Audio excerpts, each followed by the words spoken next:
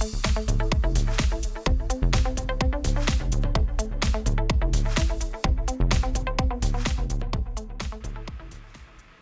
going to talk about what I call the electron story of cellular respiration.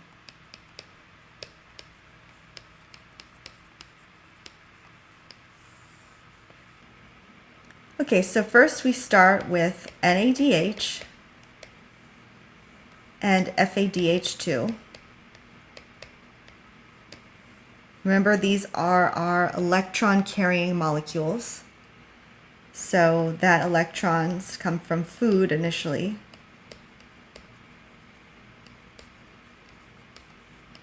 And they were made in the first steps of cellular respiration, glycolysis, what we're calling the preparation reactions, and citric acid cycle. So now I'm drawing the membranes of the mitochondrion. So we have the outer membrane here, and we have the inner membrane that I'm drawing with all the folds in it, the cristae. And this is just like a sketch of it. And you can see I've embedded these complexes in the inner mitochondrial membrane. So these guys here are representing the electron transport chain, or ETC. And what happens is that from the matrix, the NADH transfers electrons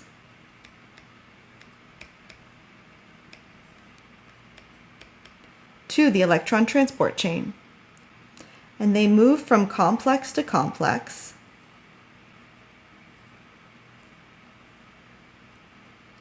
And as they do that, hydrogen ions from the matrix are able to be pumped into the intermembrane space of the mitochondrion. Now this is a small space, so they get really crowded in here, which is the point. You can also call these hydrogen ions protons. They're positively charged.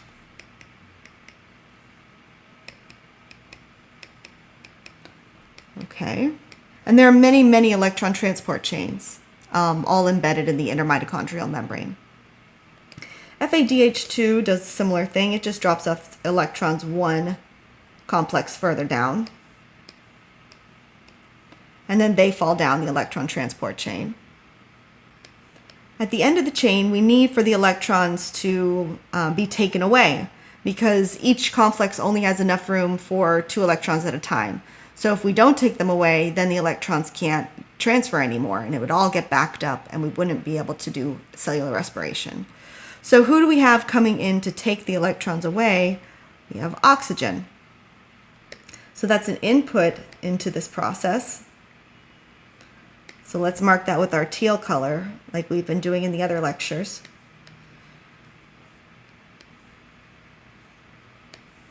So the electrons can get transferred into oxygen.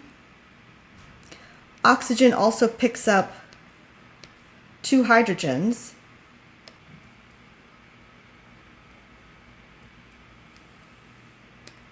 And if you think about an H, 2 H's, and an O, that's H2O, which is water, which is an output of the process, and that removes electrons from the electron transport chain. Really, it's pretty much oxygen that does this, forming water. What's the point of all this? The point is to get the hydrogen ions really crowded. Then there's this enzyme molecule called ATP synthase. ATP synth means to make or to build. ACE is enzyme, which is just a protein that does reactions. So ATP synthase is an ATP making enzyme. And the hydrogen ions can't get out anywhere else because they're stuck by the membrane. the hydrogen ions are really concentrated, and so they're going to flow through ATP synthase back into the mitochondrial matrix. And the important part there is that ADP, adenosine diphosphate, plus phosphate can be put together to make ATP. So we've got 2 phosphates with the di plus 1 phosphate equals tri, which is 3 phosphates. And this makes a lot of ATP, unlike processes like glycolysis and citric acid cycle. I'm going to do this in a starburst because it's high energy molecule. Looks like AIP. Let me take away the underline. There we go. All right, so there's your high energy ATP. This is the point of cellular respiration.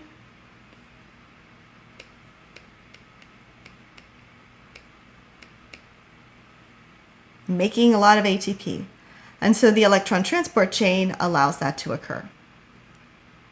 So it would be useful to write down the steps that I have drawn here in words so you can see both in the picture as well as with writing what's going on in the process.